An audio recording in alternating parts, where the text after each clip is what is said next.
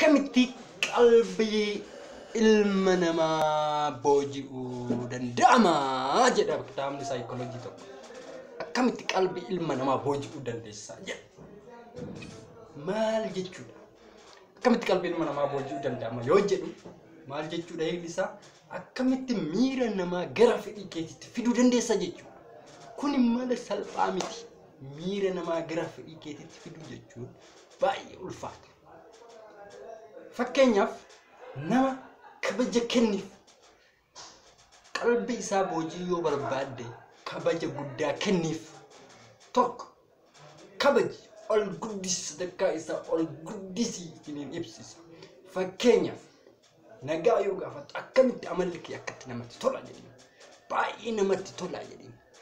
Yoo hin bareennes akkamitti rifeensi mataa keetii akkamitti bareeda jedhanii qalbii isaa boojita.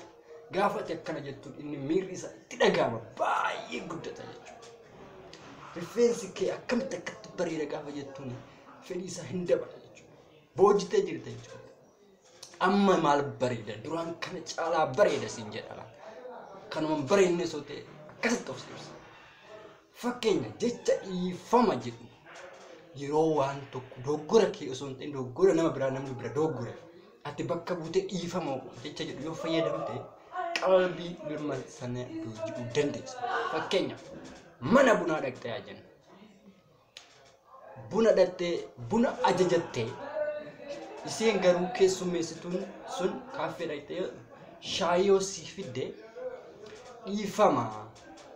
dhiifama si rakkiseen jira, ani bunan ajaje malee shaayii miti. Gaafa san rakkoo hin qabu siif jijjiira sin jedha qalbii isii boojite. Garuu ati yoo ani buna ajajne shaayii maa fidda yoo jette baay'ee sitti aarte jechuudha. Sammuu isii jeeqama jechuudha. Kanaaf jecha dhiifama jedhu of keessa bakka isii bu'ii gaafatu jechuudha. Boojite jechuudha qalbii isaa. Kanaaf qalbii ilma namaa yoo booji'uu barbaadde, ilmi namaa jireenya kana keessatti waa lama addunyaa kana keessatti kan barbaadu. Tokkoffaa kabaja argachuudha. Kabaja yoo kenniteef ilmi namaa kabaja fi beekamtiidhaaf hin jiru ilmi namaa. Kabajaa fi kabaja argachuu fi beekamu ilmi namaa kan addunyaa kanarraa harki caalu fedhii qaba. Ati immoo ilma namaa kabaja jechuun qalbii isaa boojitee jirta jechuudha.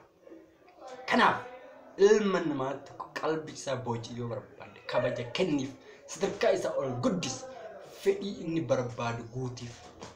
Kana gootee jenna qalbii ilma namaa boojii dandeessa jechuudha. Waan ajaa'ibaa kan asirraa baratta.